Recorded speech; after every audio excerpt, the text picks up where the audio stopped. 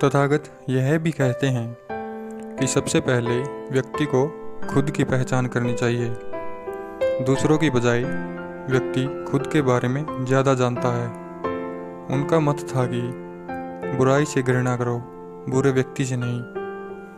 तो दोस्तों, एक बार की बात है, किसी गांव के पास बहती नदी के किनारे महात्मा बुद्ध बैठे थे। किनारे पर पत्थरों की भरमार थी, पर छोटी सी वह नदी अपनी तरल धारा के कारण आगे बढ़ती जा रही थी। महात्मा बुद्ध ने विचार किया कि यह छोटी सी नदी अपनी तरलता के कारण कितनों की प्यास बुझाती है, लेकिन भारी भरकम पत्थर एक ही स्थान पर पड़े रहते हैं और दूसरों के मार्ग में बाधक बने रहते हैं। इस घटना की सीख यह है कि दूसरों के रास्ते में रोड़े अटकाने वाले खुद कभी आगे नहीं बढ़ पाते, परंतु जो दूसरों को सद्भाव और स्नेह देता है वह स्वयं भी आगे बढ़ जाता है। बुद्ध ऐसे ही विचारों में मगन थे कि तभी उन्होंने ग्रामीणों की एक भीड़ को अपनी ओर आते देखा।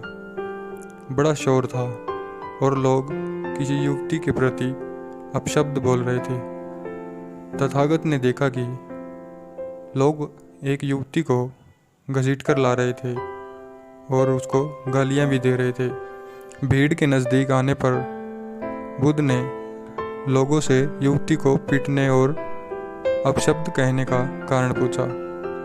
लोगों ने कहा कि यह स्त्री व्यभिचारी है और हमारे समाज का नियम है कि यदि व्यभिचारी स्त्री पकड़ी जाए तो उसे पत्थरों से कुचलकर मार डालना चाहिए। तथागत ने युवती की ओर देखा और कहा, जो तुम चाहते हो वही करो, पर मेरी एक शर्त है कि पत्थर मारने का अधिकार सिर्फ उसी का है जिसने कभी व्यभिचार न किया हो और न ही उसके मन में ऐसे विचार कभी आए हो। इतना कहकर तथागत शांत हो गए। चारों ओर मौन था। कुछ समय बाद लोगों की भीड़ मन में पश्चाताप का भाव लिए वहाँ से विदा हो गई। इस घटना से यही सत्य उभरता है कि हम खुद अपने प्रति न्याय कर सकते हैं, दूसरों के प्रति नहीं, क्योंकि हमारी जानकारी दूसरों के विषय में अधूरी होती है।